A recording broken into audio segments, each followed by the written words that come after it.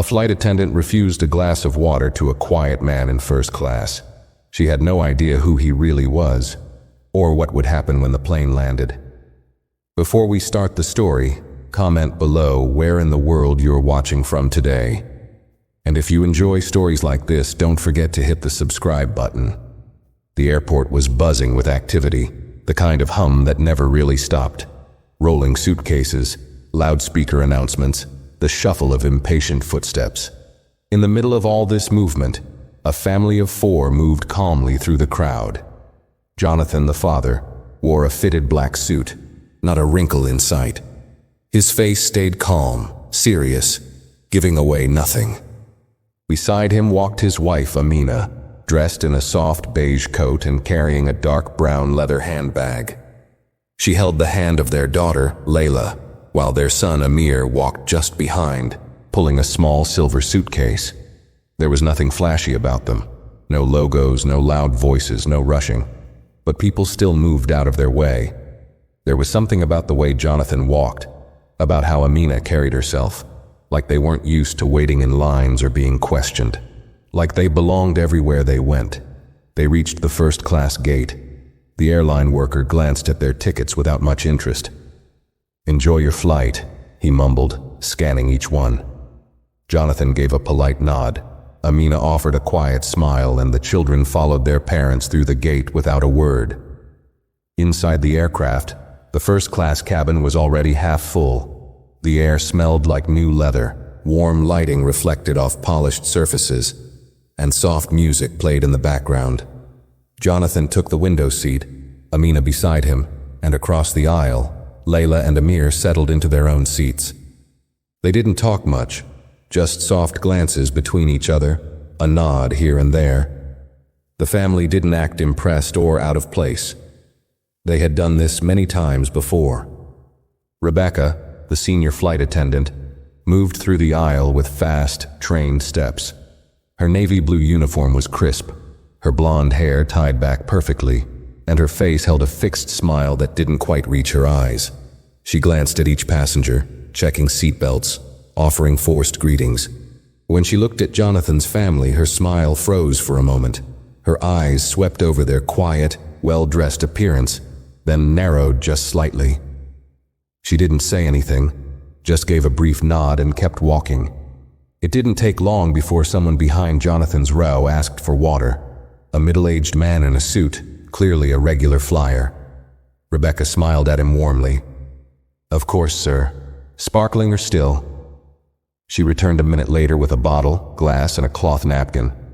Moments later, Layla looked across the aisle toward Rebecca, who had just passed them. "Excuse me," she said softly. "Can I please have a bottle of water?" Rebecca didn't even pause. "We'll serve drinks after takeoff, sweetie," she said, her tone flat. She walked away without looking back. Layla glanced at her mother. Amina gently placed her hand on Layla's arm and gave a soft smile, saying nothing. Amir shifted slightly in his seat, watching Rebecca move up the aisle without a second glance at them. A few minutes passed. Amina pressed the call button. Rebecca returned, her smile tighter now. "Yes?" Amina spoke with the same calm tone she had used at the gate. "It's a bit warm in here. May I please have a small bottle of water for my children?" Rebecca leaned closer, lowering her voice but not her sharpness. "As I mentioned, we'll be serving drinks after takeoff. I'll have to ask for your patience." There was no kindness in her voice, just control. Not quite rude, but far from respectful. Amina gave a small nod and looked away. Rebecca turned and walked off, not noticing the look Jonathan gave his wife, or the way his hand moved slowly to his phone. He typed something quickly and placed it face down on the armrest. The cabin lights dimmed slightly. The last passengers boarded. The doors shut. The plane began to push back from the gate. Everyone settled in. The seatbelt sign turned on. The safety video started. But something had already shifted. And what Rebecca didn't know, what she couldn't have imagined, was that the biggest mistake of her entire career had just been made. The engines roared gently as the plane began taxiing toward the runway. Rebecca moved through the cabin, checking tray tables and belts, wearing that same professional mask she had worn for years. But her mind drifted back to the family. Something about them bothered her. They hadn't been loud, they hadn't caused trouble, but there was a quiet confidence in them she didn't like. Especially the mother, too calm, too composed. And the father hadn't said a single word since boarding, just sat there with that unreadable look, as if he already knew how this flight would go. Rebecca glanced over her shoulder as she passed their row again. The mother, Amina, was helping Layla adjust her seatbelt. Amir was staring out the window. Nothing unusual. Still, Rebecca felt herself getting annoyed. Maybe it was the way they hadn't seemed surprised to be in first class. Maybe it was the quiet way they had asked for water, like they expected things to be given without question.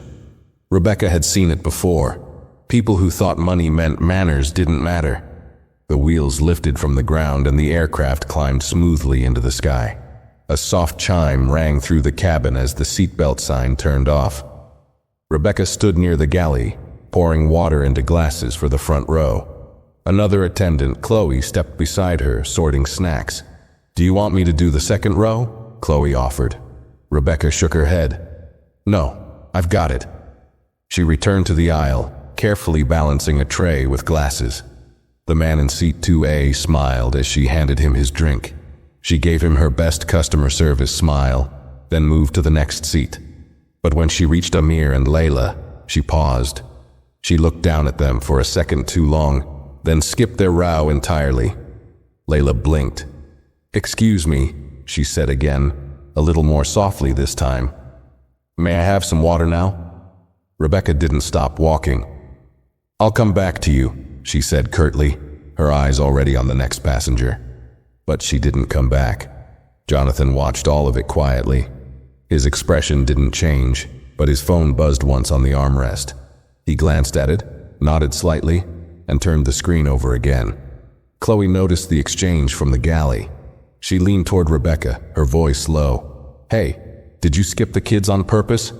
Rebecca frowned. "They're not kids, and I didn't skip anyone. They can wait." Chloe didn't say anything, but she gave Rebecca a look, uncertain, almost uncomfortable. Back at the family's seats, Amina leaned over to Jonathan. "That's the third time," she whispered. "They're watching." Jonathan didn't respond.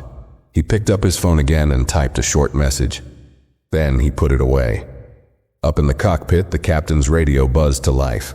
The co-pilot leaned over, reading the incoming message. His brows lifted slightly.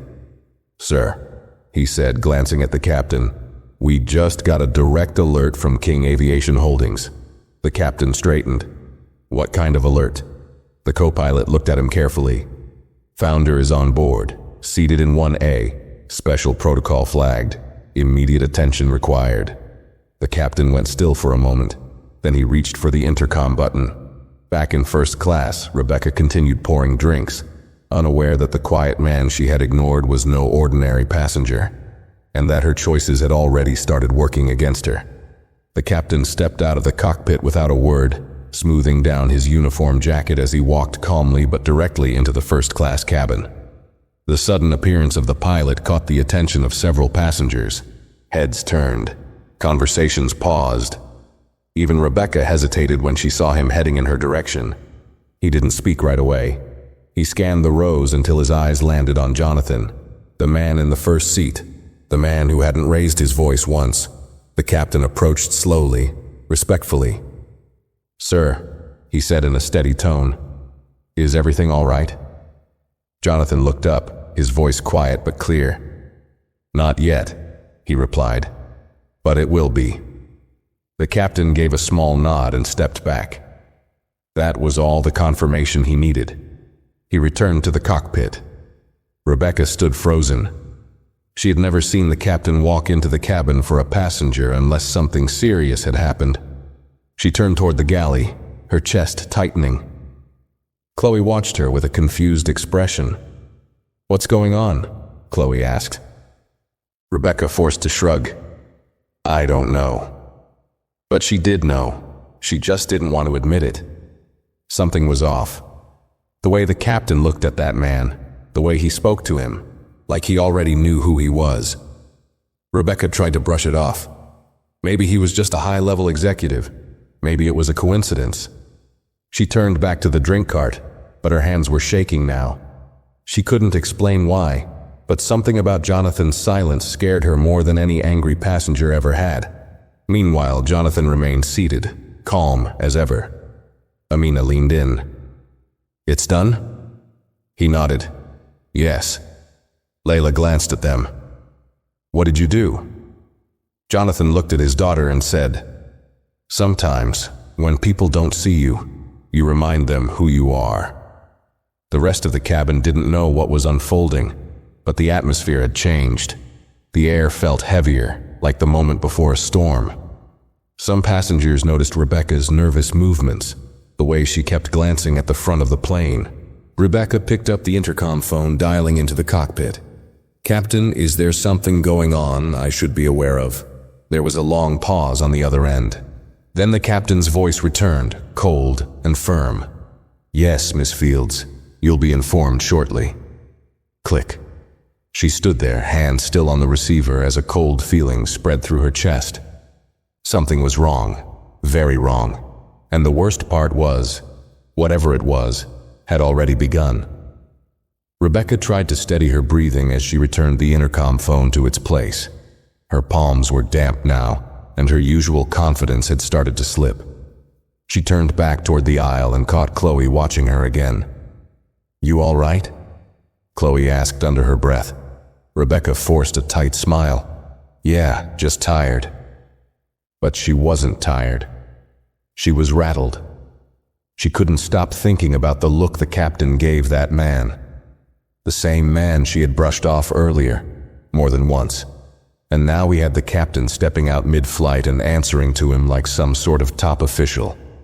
Rebecca didn't like being left out of the loop, especially not when it involved her cabin. She walked down the aisle again, pretending to check on passengers, but really she was watching Jonathan's row. The whole family looked calm, not smug, not angry, just steady. That only made it worse. As she passed by, Amir glanced up at her, then looked away. No words, no attitude. But that silence was louder than anything he could have said. She returned to the galley, where Chloe was now organizing snack trays. "I think he's someone important," Chloe said suddenly. Rebecca turned. "Who?" "The man in 1A, the father." Rebecca rolled her eyes. "A lot of people think they're important in first class." "No," Chloe said, shaking her head. "This is different. The captain's acting strange. He never speaks like that. And did you see how calm that man was? He knew exactly what he was doing." Rebecca didn't answer. Deep down, she already knew Chloe was right. Suddenly, the cockpit door opened again. This time, it was the co-pilot who stepped out. He walked straight to the galley and handed Rebecca a folded piece of paper. His expression was unreadable. "What's this?" she asked, unfolding it quickly. The paper was short, just a few lines. "Miss Fields is to be removed from active service for the remainder of this flight, effective immediately. You are to take the rear jump seat and have no contact with passengers. Operations control, per instruction of KAH Executive Office." Rebecca's heart dropped. "What is this? Who sent this?" The co-pilot didn't blink.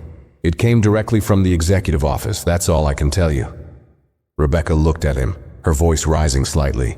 "You're grounding me mid-flight? For what?" He didn't respond. He just nodded once and turned to leave. Chloe stood frozen, her eyes wide. "Rebecca." But Rebecca couldn't hear her. Her ears were ringing. She stared down at the paper, reading it over and over. This had to be a mistake. She had followed protocol. She had done her job, hadn't she? But the message was clear. She wasn't the one in charge anymore. And whoever this family was, they weren't just passengers.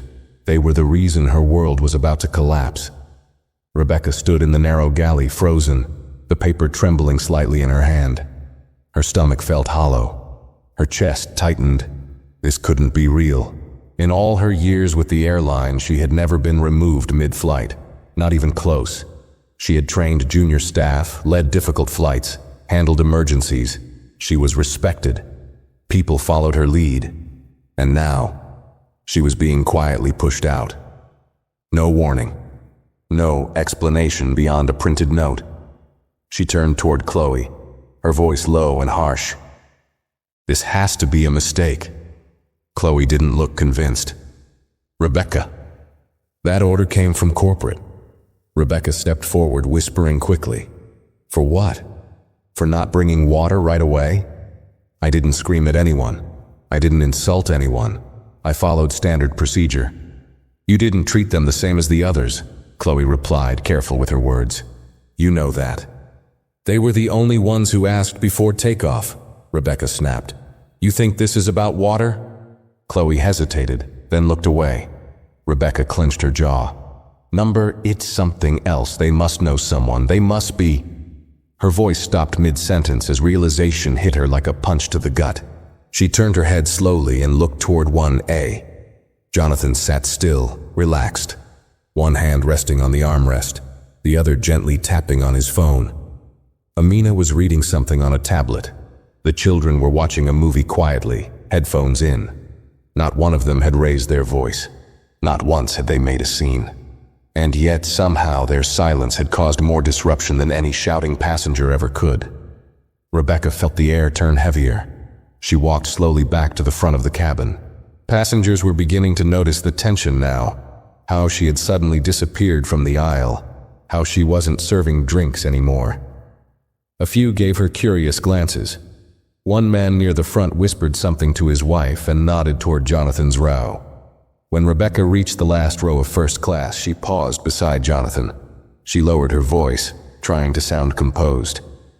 "Sir, I believe there's been some confusion. If I said anything that came across as—" Jonathan looked up at her. Just one glance. Calm, quiet, completely unreadable. "No confusion," he said. Rebecca swallowed.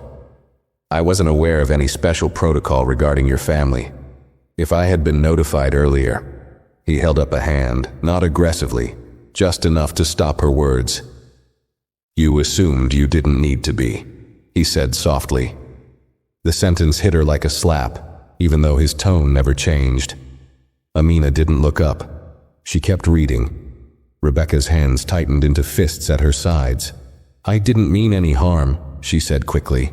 "I treat all passengers—" "No," he interrupted again. "You treat passengers the way you think they deserve to be treated." He didn't say it loudly, but the words echoed anyway. Rebecca opened her mouth to respond, but she couldn't find anything to say. Her throat was dry.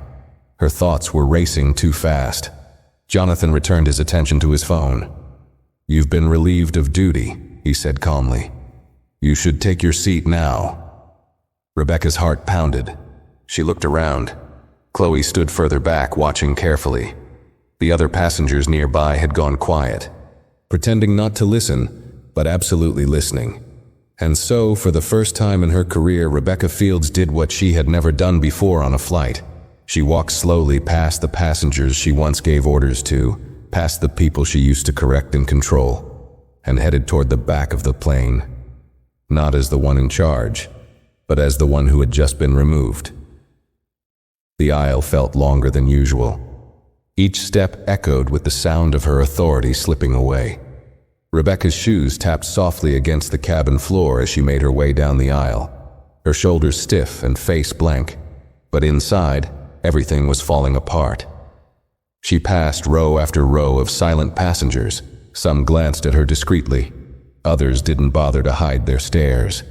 Every step felt heavier than the last, like her uniform was weighing her down, pressing into her skin like it no longer belonged to her. And maybe it didn't. She reached the back of the plane, where the crew jump seat was folded up near the galley. A junior flight attendant named Farah was there, restocking cups and organizing snack trays. She looked up and froze when she saw Rebecca. It was rare for a senior to be back here mid-flight unless something serious had happened. "Everything okay?" Farah asked, her voice hesitant. Rebecca gave a tight nod. "Just taking a break." But it wasn't a break. She pulled down the jump seat and sat with her hands in her lap, trying to stay composed, even as her thoughts spiraled. Her mind flashed through everything again and again. Layla's quiet voice asking for water, Amina's calm eyes, Jonathan's silence. She kept thinking, I didn't yell, I didn't insult anyone, I didn't even refuse them water outright. But deep down she knew it wasn't about what she had said. It was about how she said it. The dismissiveness, the assumptions, the way she treated them like they didn't belong. She wanted to believe it was just protocol, but that lie no longer comforted her. Behind her, the hum of the engines filled the space. She stared at the floor. She didn't belong back here. This was where new hires sat, where trainees sat. Not her, not someone with years of service, but here she was, removed without warning, without a chance to explain herself. Her hands curled tightly in her lap. They're punishing me for a misunderstanding, she thought bitterly. This isn't fair. She reached into her pocket and pulled out her phone, opening her crew app. Maybe there was a message, a clarification, something to explain what was happening. But there was nothing. No alert, no message from the flight lead, no instructions from HR. Only silence. Then, as if on cue, her screen lit up with an incoming email. She opened it quickly. It was from the airline's internal operations desk. Just one line stood out. Subject, immediate action logged. Incident escalated to executive level. Rebecca's breath caught. Executive level. That wasn't standard. That wasn't even normal. An incident being escalated that high meant someone powerful had stepped in. Someone who didn't want an apology. Someone who didn't care about policy excuses. She looked up sharply. Her heart pounded in her chest, her mouth dry. Slowly, painfully, the truth started to settle in. She hadn't just been rude to an important customer. She'd been disrespectful to the wrong family. Rebecca clenched her jaw, suddenly desperate to do something. Anything to undo what was happening. She stood up quickly and walked toward the nearest jump seat phone. She picked up the receiver and asked to be patched through to the lead flight supervisor on the ground. Her voice trembled slightly, but she pushed through it. The response came after a pause. Request denied. You are under observation and temporarily restricted from outbound contact until further notice. She stared at the receiver. That had never happened to her. Ever. Her own airline had cut her off mid-flight. She returned to her seat, legs weak, her stomach twisted with panic. She had never felt powerless before. Not like this. Not when passengers argued, not when junior staff made mistakes. She was always the one in charge, but now she couldn't even call her supervisor. Meanwhile, at the front of the plane, things had gone quiet. Jonathan leaned back in his seat, eyes closed for a moment. Amina scrolled through her tablet calmly. Amir and Layla whispered to each other, sharing earbuds. The atmosphere around them had shifted. Other passengers gave them small nods when they passed by. Their earlier silence replaced with a kind of cautious respect. Chloe came by to offer drinks again. She approached slowly. "Can I get anything for you?" she asked. Jonathan opened his eyes. "No, thank you." Chloe hesitated. "If there's anything you need, just let me know." Amina looked up, offering a small, polite smile. "We're fine now." Chloe nodded, then turned and walked away, casting one glance back at the rear of the plane, where Rebecca sat alone. The plane cruised smoothly above the clouds, but inside, Rebecca could feel the storm was far from over, and it was about to get worse. Rebecca sat stiffly in the crew jump seat at the back of the plane, her hands gripping the edges of the seat so tightly that her knuckles turned white. Her mind refused to slow down. She stared straight ahead, her eyes unfocused, her thoughts spiraling in 100 directions. "This can't be happening," she told herself for the 100th time. "It's just water. I didn't yell, I didn't break a rule." But the truth was creeping in, and no matter how many times she pushed it away, it returned stronger. She hadn't just skipped over a passenger. She had judged them, assumed things, treated them like they didn't belong. And now, someone far more powerful than she expected was holding her accountable. She glanced toward the front of the plane, but from where she sat, she couldn't see anything beyond the curtain. She felt shut out, disconnected, like she was no longer part of the crew. Farah moved quietly around the galley behind her, offering no words. She had seen the email too. Everyone had. Once it was sent to the internal system, every crew member on board knew Rebecca had been relieved of duty. No one said it out loud. They didn't need to. The silence said enough. Rebecca grabbed her phone again. She needed someone, anyone, to explain this, to help her. She scrolled through her contacts, pausing on the name of a former supervisor at headquarters. She tapped it, pressed the call button, held the phone to her ear. It rang once, twice. Then a robotic voice. "The number you are trying to reach is currently unavailable." She tried another. Same result. Another. Voicemail. Her chest tightened. She couldn't believe it. People who used to answer her calls in seconds were now ignoring her. She tried a close friend from training school, someone she'd known for years. It connected. She spoke fast. "It's me. Something happened on my flight. I think there's been a misunderstanding and—" But the voice on the other end was cautious, distant.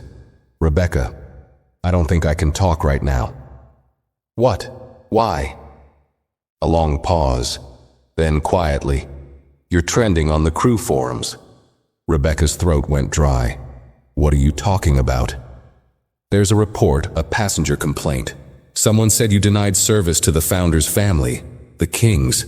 Rebecca blinked. "The who?" "The King family. Jonathan King. He owns the airline." The world stopped for a second. Rebecca's mouth opened, but no words came out. The voice continued, softer now. "People are saying you refused his daughter water, that you dismissed his wife, that you treated them like they didn't belong in first class." "I didn't know who they were," Rebecca said quickly. "I didn't mean anything. I was just following procedure." "You didn't have to know," her friend replied. "You just had to treat them like everyone else." Rebecca tried to speak, to defend herself, but the line had already gone dead. She sat frozen, staring at the screen. Jonathan King. The Jonathan King. She had heard his name in meetings, seen him in corporate newsletters. Founder and majority owner of the entire airline group. A billionaire businessman who had built the company from the ground up. A man known for keeping a low profile and a long memory. And she had just denied his wife and children something as simple as water. Her mouth felt dry now, her tongue heavy. Her hands shook slightly as she placed the phone down. The pieces were falling into place. The captain's change in behavior. The direct order from the executive office. The blocked calls. The stares from crew members. She had crossed a line without even realizing it. But it wasn't just the water. It was the way she spoke. The tone. The assumption. The quiet disrespect. And now, every mistake was coming back like a wave. Passengers began to move around the cabin again. Some stood to stretch. Some whispered softly to each other. Rebecca caught a few glancing back toward her, their expressions unreadable. She didn't know what they had heard. She didn't know what had been recorded. But she knew how fast stories spread on planes, especially stories with power and scandal. And this wasn't just a story anymore, it was becoming her story. One that was being written without her permission, and one she might never get to rewrite. The hum of the engines was steady, the cabin calm, but Rebecca felt anything but. Her hands trembled in her lap, her eyes darting to the front every few seconds, desperate for a signal, something to tell her this wasn't permanent, that she'd be reinstated, that someone would come over and say it was all a misunderstanding. But no one came, no call from the cockpit, no message from operations, not even a whisper from the crew. She was invisible now. That was what hit hardest. Farah quietly continued prepping coffee service, but her glances toward Rebecca said everything. Unease, caution, and just the smallest hint of sympathy. Not enough to offer comfort, just enough to sting. Rebecca sat still, trying to replay the events from the beginning. Maybe she could explain it all away. Maybe she could say she was distracted, overworked. Maybe she could convince someone that it had nothing to do with bias, or attitude, or ego. But that excuse wore thin even in her own mind. Because when she really thought about it, when she replayed that first moment, Layla asking for water, the polite request from Amina, the calm silence from Jonathan, She knew the truth. She hadn't been following protocol. She had been judging them. They hadn't been loud. They hadn't acted entitled. They hadn't broken a single rule. But something in her, some quiet, ugly instinct, had whispered that they didn't belong in first class, and she had listened to it without a second thought. That was the real reason no one was defending her now. The crew knew. Even Chloe, who had always respected her, hadn't said a word since the captain's announcement. She hadn't even made eye contact since Rebecca had been sent to the back. Rebecca leaned her head against the wall behind her, closing her eyes. But she couldn't block out the low murmur of voices in the cabin. Passengers were talking, she could feel it. That electric silence just before people start whispering the same thing over and over from row to row. The King family, that's them. The girl asked for water and she refused. Did you see how the captain spoke to her? They own the whole airline. She could hear it even if she couldn't make out the words. And then, just loud enough to confirm it all, someone in first class said, "That's the one. She's the one who ignored them." The words hit like glass, shattering in her chest. It wasn't just the crew now. The passengers knew. The Whisper network had reached full speed, and her name was now attached to a story that would travel further than this flight. People didn't forget moments like this. They shared them, they recorded them. They wrote tweets and posts and screenshots. Her face, her name, her voice. All of it would live beyond this plane. She had been known for running tight cabins, for her sharp presence, for keeping control. She had built her reputation flight after flight, making sure everything stayed in order. But now, none of it mattered. The passengers no longer saw her as the one in charge. She was the one who got pulled from duty, the one who made the mistake, the one being talked about in low voices between seat rows. Her throat tightened as she imagined what would happen after landing. Would someone be waiting for her at the gate? Security? Human resources? Jonathan King himself? The thought of it made her feel cold. She had dealt with angry passengers before. Rude ones, drunk ones, aggressive ones. She had filed incident reports, written warnings, called for air marshals. But this was different. Jonathan hadn't raised his voice once. He hadn't threatened her, hadn't demanded an apology. He had just watched. Let her hang herself with her own tone, her own decisions. Then, with one message, he had turned her entire career upside down. She had thought power came from authority, from the uniform, the rules, the control. But the man in 1A had proved otherwise. Real power didn't have to shout. It simply waited. And she had walked right into it, blind. Her hands started to shake again, this time harder. She tried to hide them in her lap, but Farah noticed. "You should drink some water," Farah said quietly, placing a bottle near her elbow without meeting her eyes. Rebecca stared at the bottle. Water. The thing that started everything. She didn't reach for it, she couldn't. It felt like a joke now, like the whole world had flipped upside down over something so small, so ordinary. But she knew it wasn't the water. It was her. And now, she was no longer a respected flight attendant. She was a lesson waiting to land. The flight continued in eerie quietness. From the back of the aircraft, Rebecca watched the movements of passengers as if through a fog. Each time someone stood to stretch or headed to the restroom, she could feel their eyes pass over her. Some lingered just long enough to recognize her face. Others offered polite, distant stares, but it was clear they knew. It wasn't just suspicion anymore. It was recognition. The tension that had settled into the cabin was unlike anything she had experienced in her entire career. It wasn't loud or disruptive. It was the opposite. Controlled, deliberate, and spreading through the plane like a silent alarm no one could ignore. Rebecca sat perfectly still in the jump seat, her back aching from the upright position, her thoughts loud and chaotic. She stared at the floor beneath her, the scuffed metal she had walked over 1,000 times without noticing. Now every inch of the aircraft felt unfamiliar, cold, hostile. The curtain to the first-class cabin opened briefly, and Chloe appeared.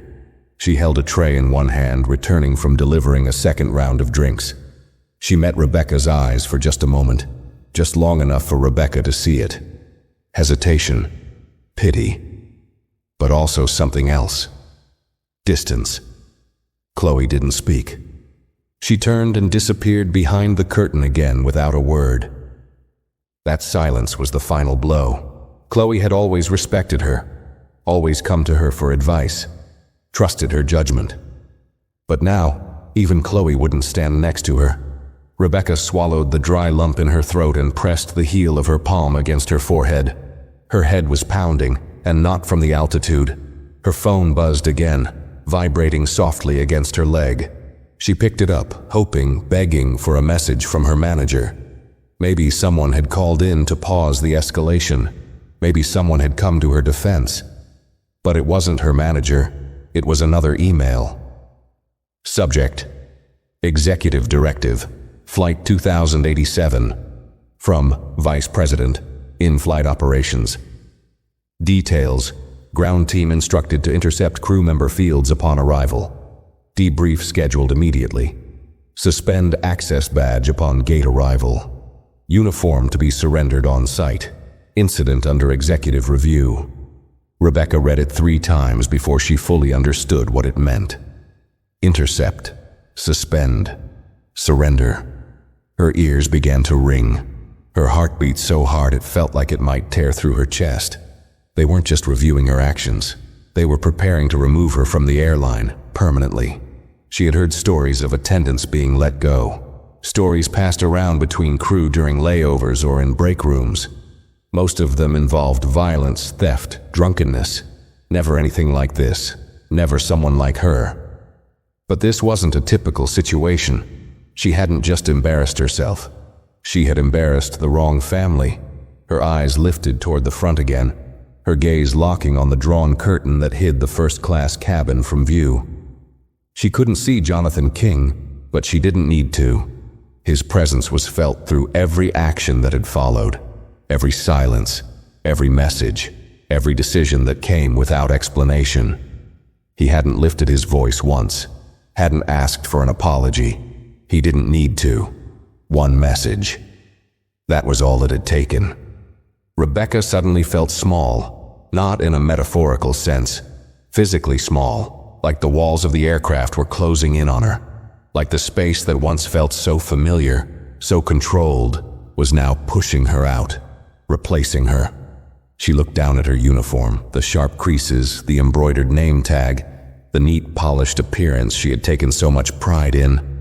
It felt fake now, like a costume she wasn't worthy of wearing anymore. She thought back to when she first joined the airline, the excitement, the discipline, the pride, how she used to stand taller when she walked through the terminal, feeling like she was part of something elite. She remembered her first time in first class, how nervous she had been around the passengers, how careful, how respectful. Over time, that nervousness had faded, replaced by experience, confidence. But eventually, that confidence had twisted into something uglier, entitlement. She had started believing she knew who belonged and who didn't, who deserved courtesy and who didn't. And now, the same job she had used to judge others was being stripped from her. Her thoughts were interrupted by a small group of passengers passing by toward the rear lavatory. They didn't speak to her, but they looked. One woman frowned slightly. A man narrowed his eyes just for a second before moving on. Rebecca looked away. The shame was unbearable. She had always believed her seniority, her years of service, her spotless record would protect her. But none of that mattered now. Not against a name like King. Not when her actions had been seen, felt, and most likely recorded by dozens of eyes. And deep down, even if no one had seen it, even if it had never reached the executive office, she knew she had done wrong, not just as a crew member, as a person. And now, the seatbelt sign dinged overhead. A gentle voice from the cockpit spoke through the intercom. "Ladies and gentlemen, we're beginning our descent. Please ensure your seatbelts are fastened. Flight attendants, prepare the cabin for landing." Rebecca didn't move. For the first time in her career, she wasn't part of that final round. She wasn't checking trays, securing carts, reminding passengers to stow their bags. She was waiting for the flight to land, waiting for the gate to appear. waiting for her career to end. The soft descent of the aircraft went unnoticed by Rebecca.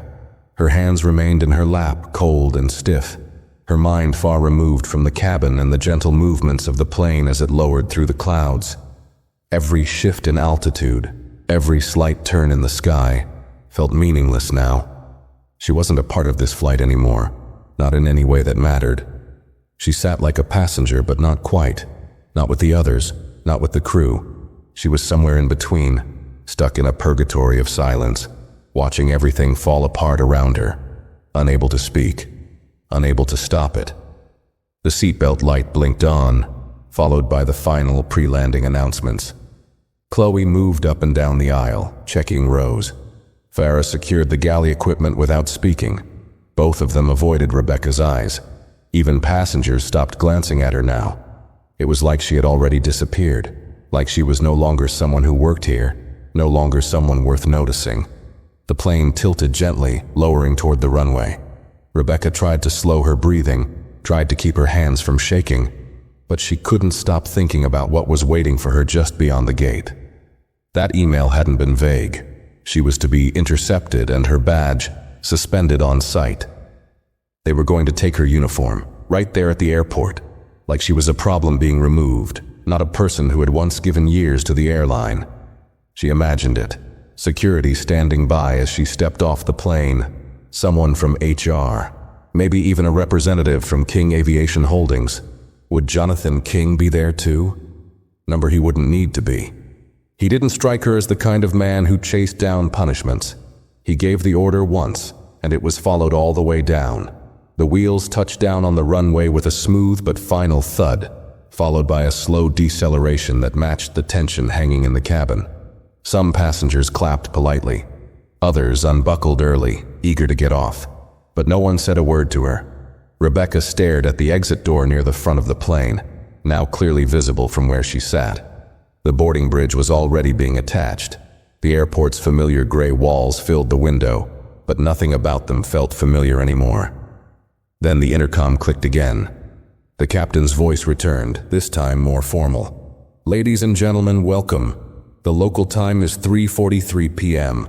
Please remain seated with your seatbelts fastened until the seatbelt sign has been turned off. On behalf of the entire crew, thank you for flying with us."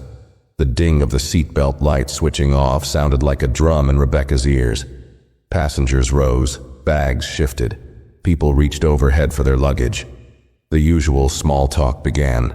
Where to eat, who to call, what time the next connection was. But for Rebecca, everything slowed. She stood only because she had to. Her legs felt stiff and shaky beneath her. Her throat burned from holding back every emotion screaming to be let out. Farah approached slowly, holding out a sealed envelope. "This just came through," she said quietly, avoiding eye contact. Rebecca took it without a word. Inside was her termination packet, already prepared, already printed, already signed by someone with more power than she'd ever had. A cold, heavy knot settled in her stomach as she glanced at the contents. The language was clear. She was to be escorted off the aircraft. No discussion, no appeal. Her access badge was disabled as of 3:30 p.m., mid-flight. She closed the envelope, feeling as if it weighed more than her entire luggage. Then, like a curtain pulling open on a final act, the main cabin door swung outward. The bridge was in place, and there they were, standing at the end of the tunnel. Two airline executives in suits, a woman holding a tablet, a man in a silver tie. Between them stood a third person in a black uniform. Airport security. Calm, professional, stone-faced. Passengers began moving forward, disembarking one by one. Jonathan King stood from his seat slowly, adjusting the cuff of his jacket, and turned toward the exit with his family. He didn't look back. He didn't speak to her. He didn't need to. Layla glanced briefly in Rebecca's direction, her expression unreadable. Not angry, not smug, just disappointed. Amina followed with grace, placing a hand on her daughter's shoulder. Then Jonathan stepped off the plane. Rebecca's heart pounded so loudly it was all she could hear. She stood frozen as passengers continued to pass her. Some looked at her, some didn't. but every single one knew exactly who she was now. She had gone from the one giving orders to the one being watched. And the walk down the aisle she had walked so many times with pride, with power, now felt like the longest walk of her life. She wasn't walking toward her next assignment. She was walking toward the end of everything. Rebecca's feet refused to move at first. Her knees felt locked, and her breath came in shallow bursts. The once familiar aisle stretched out before her like a long, narrow tunnel, crowded with passengers retrieving bags, adjusting jackets, waving at crew members. She used to be part of that final wave, smiling, professional, in control. Now she was the only one not moving, not speaking, not seen as crew.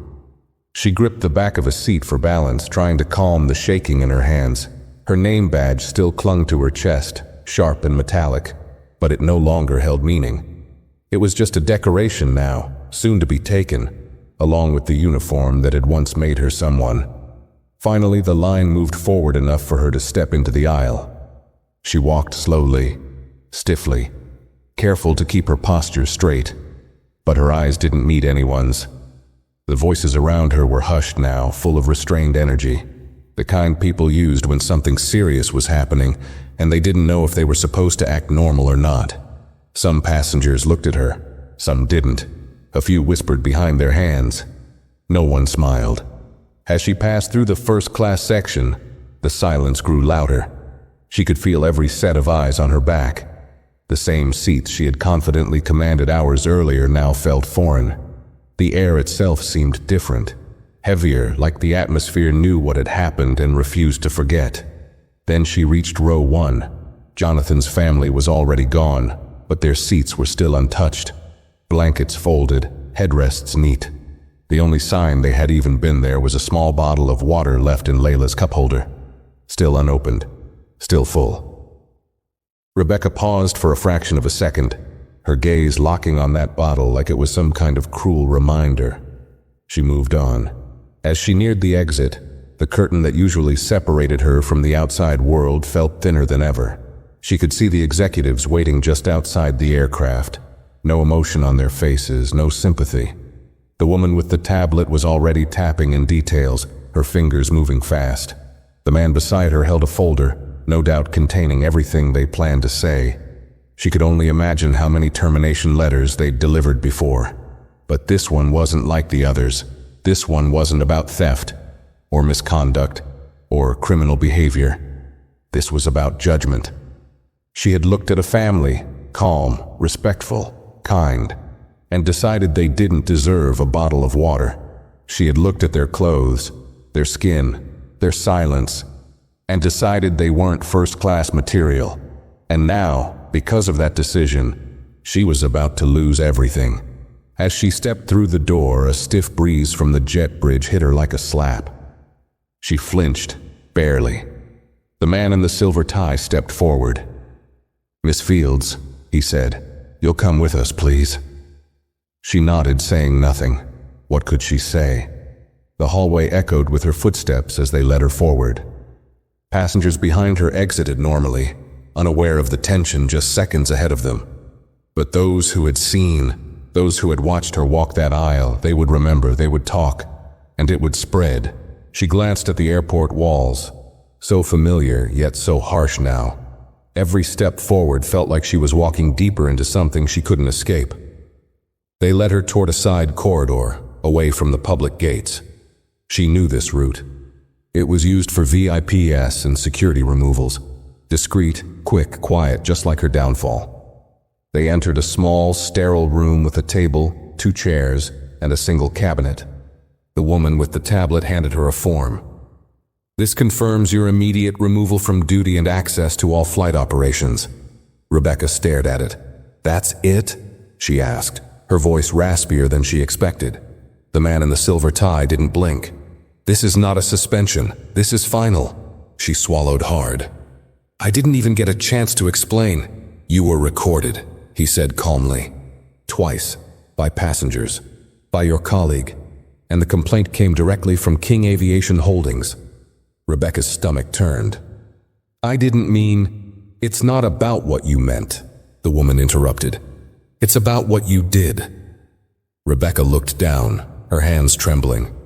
She took a slow breath.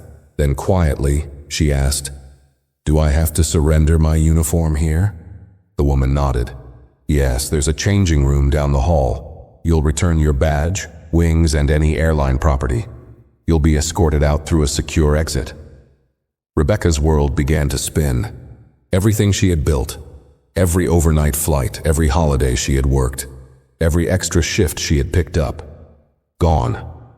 Just like that.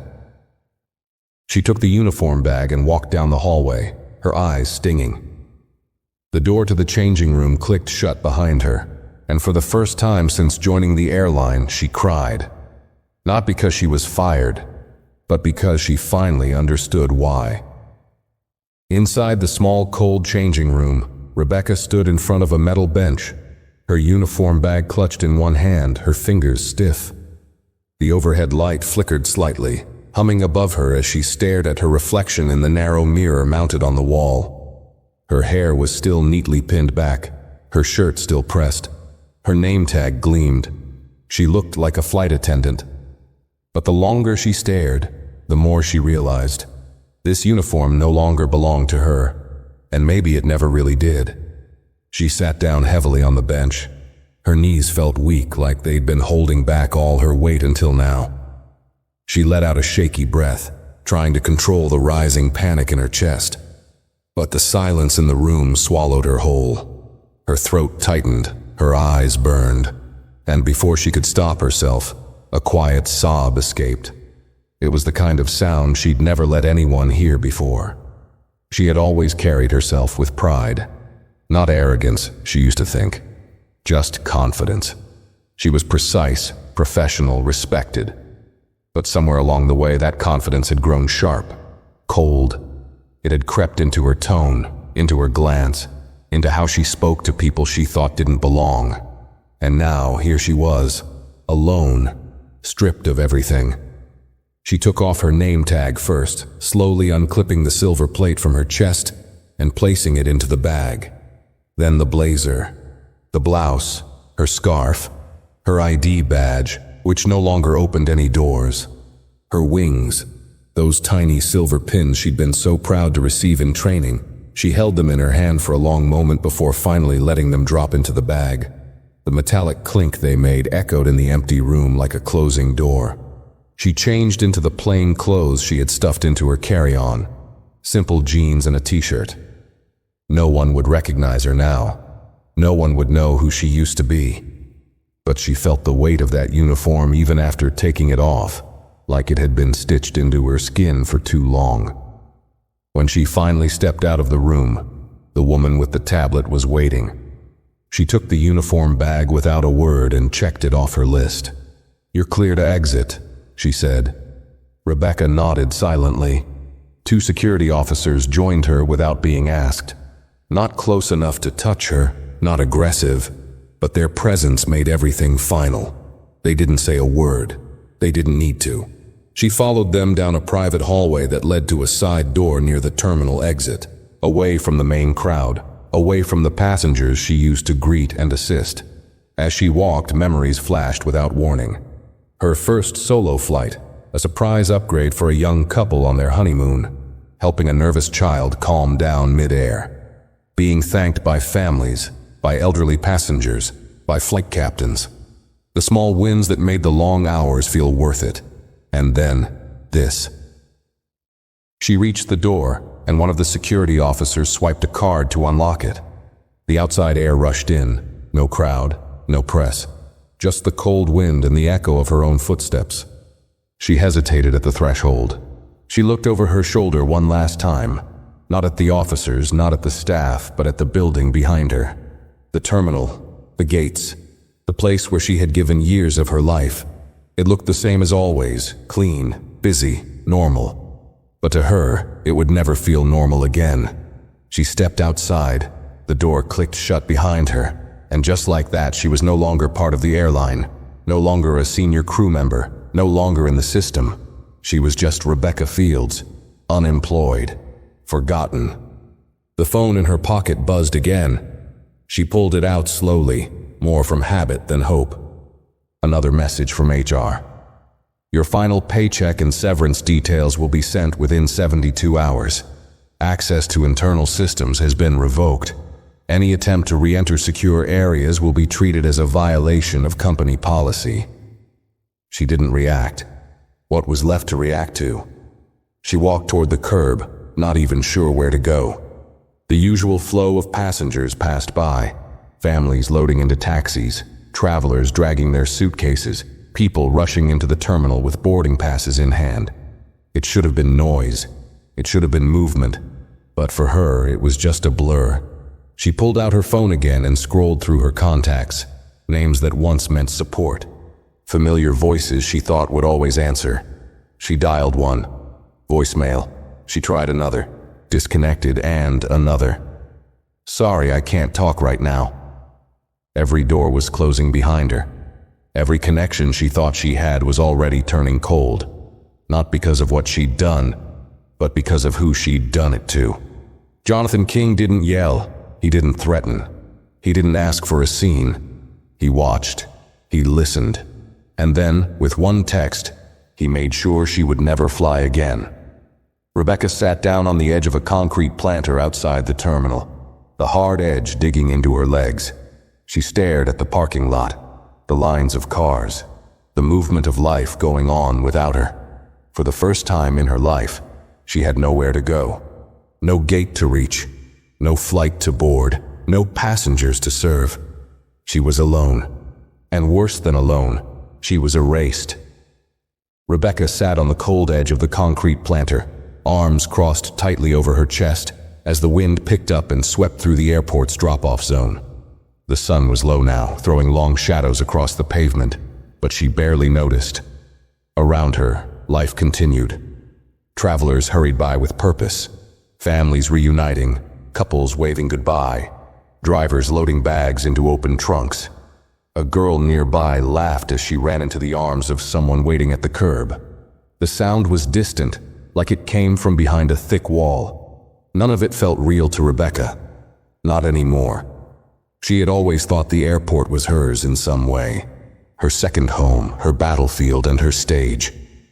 She knew its corridors, its smells, the rhythm of its announcements. It was where she had built her reputation, shaped her identity, earned the respect of her peers. People had known her name. New crew members had looked up to her.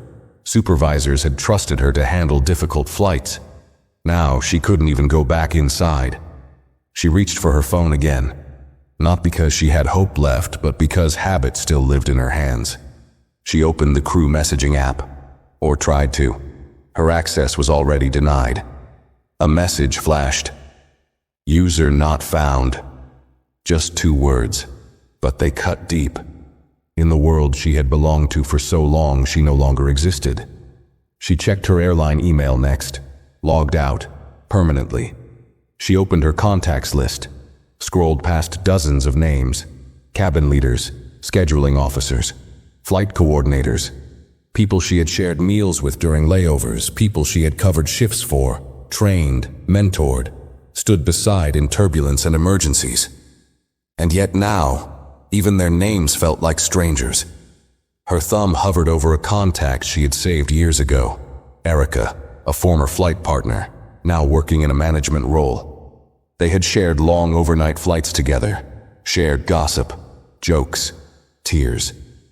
Erica had once said, "If you're ever in trouble, call me before anyone else." Rebecca tapped the name. The phone rang once, then went straight to voicemail. She ended the call before leaving a message. What would she even say? I didn't mean to disrespect them. I didn't know who they were. It would sound hollow, weak, and false, because deep down Rebecca knew it wasn't about who they were. It was about what she had done. The truth was ugly. She hadn't raised her voice. She hadn't insulted them. She hadn't broken any rules written in ink. But her actions, the cold tone, the dismissive glance, the refusal to offer a basic courtesy, had been louder than any insult. She had looked at that family and decided without hesitation that they didn't belong in first class. Not because they were disruptive, not because they demanded anything, but because of something smaller, quieter, and much more dangerous. a judgment, an assumption. And now, that silent offense had ended her career louder than any scandal she could have imagined. The door to the terminal opened again, and a stream of new passengers poured out, fresh from arrivals. Among them, Rebecca saw Chloe. The younger attendant walked with purpose, wheeling her bag, heading toward the employee shuttle pickup. Chloe spotted her. Their eyes met for a second. Rebecca's heart leapt just for a moment. Maybe she'd stop. Maybe she'd say something, anything. But Chloe only paused, gave a slight nod, and kept walking. That nod, brief, quiet, distant, felt worse than a slap. It said everything. I saw what you did. I'm not angry, I'm not surprised, but I won't stand next to you anymore. Rebecca looked down at the ground, her vision blurring. She wasn't just out of a job. She was out of a world. The world she had given everything to. Every holiday missed, every overnight shift, every birthday celebrated alone in a hotel room wearing her uniform. Gone. She opened her rideshare app, but stared at the screen for a long time. Where was she even going? Her apartment was across town. Her suitcase was already on the way to lost luggage, standard for terminated employees. HR would ship it if they felt generous. Otherwise, she'd be called to pick it up next week, supervised. She didn't want to go home. She didn't want to be anywhere. Suddenly, her phone buzzed. A new message from an unknown number. It read, "Sometimes silence says more than anger." JK. Her breath caught in her throat. Jonathan King. Just the initials, but she knew. There was no mistake. He hadn't forgotten. He hadn't ignored what happened. He had simply waited, watched, and acted. He didn't shout. He didn't retaliate. He didn't ruin her in public. He let her ruin herself. And now, even after everything, he left her with one final reminder. Why this happened. Not because of power. Not because of revenge. Because people like him, people with real power, didn't need to destroy anyone. They only needed to hold up a mirror. And Rebecca couldn't stand the reflection anymore. Rebecca stared at the message for what felt like an hour. Her thumb hovered over the screen, unmoving, her entire body frozen in place. The words weren't threatening. They weren't cruel. They were simple, measured, like everything else he had done. But somehow, that made them hit even harder. She had been waiting for an attack, something loud, angry, dramatic. But that wasn't how Jonathan King operated. He didn't shout. He didn't humiliate. He just made sure the damage was complete. And now he had sent a message not to hurt her further, but to make sure she understood. Rebecca lowered the phone slowly into her lap, her eyes glazed, the wind tugging at her sleeves. She thought back to the moment it all began, not when the water was refused. Earlier, before that, when the family boarded, when she glanced at them and made her first quiet assumption, that they were out of place, that they didn't match the setting, that they weren't important. That single moment had opened the door to everything else. It had guided her tone, her posture, her coldness. And they had noticed. Of course they had. Not because she had screamed or insulted them or denied them something major, but because people who have faced a lifetime of small dismissals notice everything. The tight smile, the forced politeness, the skipped courtesy, the assumption that they needed to earn their place, and yet they had stayed calm, collected, even when she had tried to make them small. That's what ate at her now more than the job loss, more than the public shame. They hadn't needed to fight her, because they already knew who they were. Jonathan didn't flash his wealth. Amina didn't pull rank. The children didn't complain. They gave her every chance to see past her bias. But she hadn't taken it. And now she was sitting outside the airport, exiled, discarded, forgotten by the very company she once thought she helped run. While that same family, the one she had tried to belittle, likely rode in a chauffeured car, calm and unbothered, heading to a private terminal or a waiting penthouse. Her stomach churned with a hollow, sick feeling. Not jealousy, not anger, but something worse. Recognition. She had built her entire career on the idea that she was fair, that she treated all passengers with professionalism. But now, with everything stripped away, She could see it clearly. She had treated people with respect when she felt they had earned it. She had served kindness, but with conditions. And when someone didn't fit her mental picture of wealth, of importance, of influence, she made them wait, made them feel it. And that had always been wrong. No company policy excused it. No years of service erased it. She blinked hard, fighting back another sting of tears, but they came anyway, quiet, unwanted, steady. She turned her face away from the crowd. No one was watching her now, but shame didn't care about witnesses. It settled in her chest like cement, heavy and cold. Across the street, a limo pulled into the private transport lane. A sleek black vehicle, polished to a mirror-like shine. Two suited drivers stepped out, one opening the back door, the other speaking into a headset. The sight was so smooth, so precise, it barely seemed real. Then the rear door opened. Jonathan stepped out first. Even from this distance, his posture was unmistakable. Shoulders squared, chin slightly lifted, the kind of quiet strength that couldn't be taught. Behind him, Amina emerged, her scarf flowing gently with the breeze. She didn't look around. She didn't hesitate. The children followed, composed and silent. Rebecca instinctively shrank back behind the planter, her heart pounding. She hadn't expected to see them again. Not this soon. Not from this close. But none of them looked in her direction. They didn't need to. Their silence was louder than any confrontation could ever be.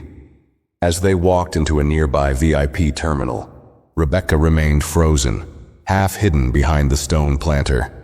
No one would have recognized her in street clothes. No one would know she was the one who had tried to make that family feel lesser.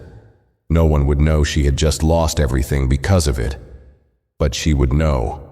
And that knowledge was worse than any punishment they could have given her. She stayed there long after the limo had pulled away, long after the terminal doors had closed, long after her phone battery slipped into red. She knew she would have to get up eventually. She'd have to call a cab, find a new place to stay, start over somehow, but not yet.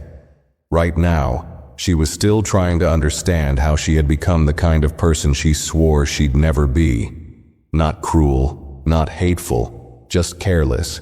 And that carelessness had cost her everything. The sky above the airport deepened into a dull gray as dusk settled in, the kind that made the terminal lights glow faintly against the encroaching evening. Rebecca remained on the concrete edge outside, motionless, watching travelers blur past her in waves of color and sound. Her legs were numb. Her phone battery had long since died, leaving her disconnected from everything. No messages, no calls, no more bad news, just silence. She hadn't moved in over an hour. Her fingers traced the edge of her badge pouch, now empty. Her wings were gone. Her name tag, her uniform, her access.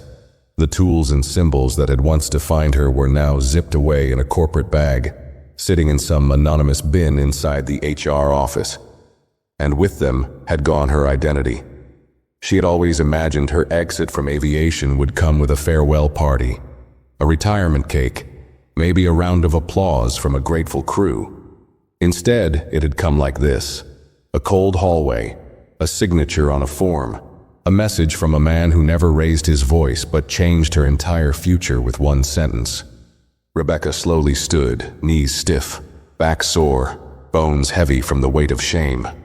The terminal behind her loomed large, full of lives still in motion, planes taking off, uniforms moving with purpose, schedules being met, smiles exchanged. And her, she no longer belonged to any of it. As she walked toward the curb, dragging her empty carry-on behind her, she passed a young flight attendant, maybe in her early 20s, bright-eyed, wings freshly pinned to her blazer. The girl was laughing into her phone, her voice full of joy and pride. Rebecca didn't stop her, didn't say a word, but she remembered what that used to feel like. The pride, the belonging, the belief that if you worked hard, followed the rules, and carried yourself with strength, you'd be protected. She had followed those rules, but forgotten the most important one. Respect isn't a favor, it's a duty. It's not something you give only to the powerful or the wealthy or the people who look the part. It's something owed to everyone. Every seat, every name, every face. Because the moment you decide someone deserves less, you don't just fail them. You fail yourself. And sometimes, there's no coming back from that. Rebecca reached the far curb where taxis pulled in and out. A driver stepped out, opened the door for her without a word. "Where to?" he asked. She paused. She didn't know. There was no next job lined up, no meeting, no uniform to return to. Just the long road ahead, and the silence inside. "Just drive," she said softly, climbing into the back seat. The door closed. The cab pulled away. Behind her, the airport lights glowed against the sky. But inside her, everything had already gone dark. If this story moved you, give it a like, share your thoughts in the comments, and don't forget to subscribe to the channel for more powerful stories like this one.